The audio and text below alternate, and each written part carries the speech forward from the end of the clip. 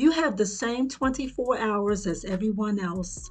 So why does your day feel like a 48-hour marathon? You aren't failing at time management. You're failing at energy protection. Hello, driven professionals, and welcome back to the channel where we protect your peace and master your work life. Today, I'm going to show you how to audit your calendar for hidden leaks, a journaling tool to find your non-negotiables, and why your current to-do list is actually keeping you stuck. All right, ambitious professionals, I know you're used to giving 100%, but today we're focused on recovery. Let's do this. Tip number one, the 135 power filter. Most of us manage our time by making a long list and starting at the top. But when you're burnt out, a list of 10 tasks looks like a threat, not a plan. This leads to decision fatigue because you spend so much mental energy just choosing where to start that you have nothing left to actually do the work. To fix this, we're going to stop using a running list and start using a 135 filter. This helps you prioritize based on your energy levels rather than your anxiety. If you have a list, look at it right now and pull out only 9 items to fit into these 3 buckets. One big thing. This is your non-negotiable. If you only finish this one task, your day is a success. Do this first while your brain is freshest. 3 medium tasks. These are important but less intense, like providing weekly status updates to your manager or team leader for completing recurring reports. 5 small wins. These are low brain power tasks that take under 10 minutes, like quick emails or filing. Save these for the afternoon when your energy naturally dips. Instead of staring at an overwhelming pile of 10 tasks, you now have a structured plan. If you get through your 1 and your 3, you've won the day. Anything else is a bonus. This stops the all or nothing mindset that keeps you stuck in burnout and gives you a clear path to follow when you feel foggy. Now, most professionals fail here because they check their email first thing, and someone else's emergency replaces their one big thing. To prevent this, we're using tip number 2, the morning boundary journal. To make your 135 plan stick, you need a 2-minute mental reset before you touch your phone or laptop. So grab a post-it note or scrap of paper and answer these 2 prompts. What is the one task that makes today a win? Don't list 5 things. Pick the one project or conversation that actually moves the needle. This is your anchor. Everything else that happens today has to fit around this, not the other way around. Number 2, what am I refusing to carry today? This is your boundary. Write down one thing you are officially declining. Maybe it's no checking email after 6 p.m., no saying yes to new meetings today, or no fixing other people's mistakes.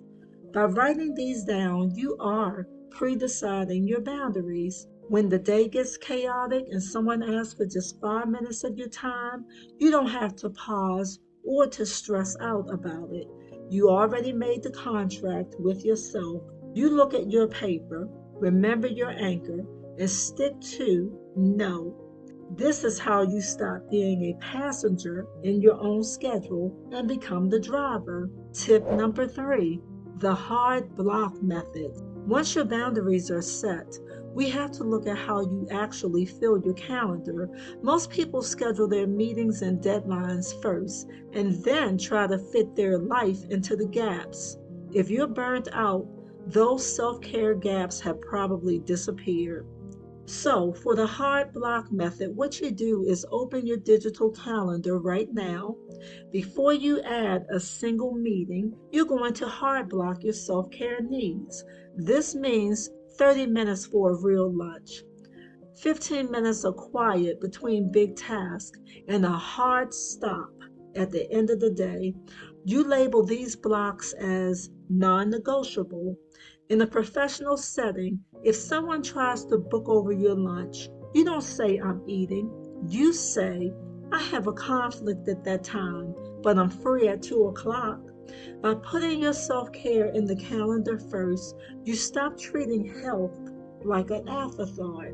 You are building a schedule that protects your ability to do great work instead of one that eventually breaks you.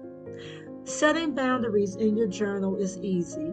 Setting them with your boss or a client is the hard part. Most ambitious people make the mistake of over explaining.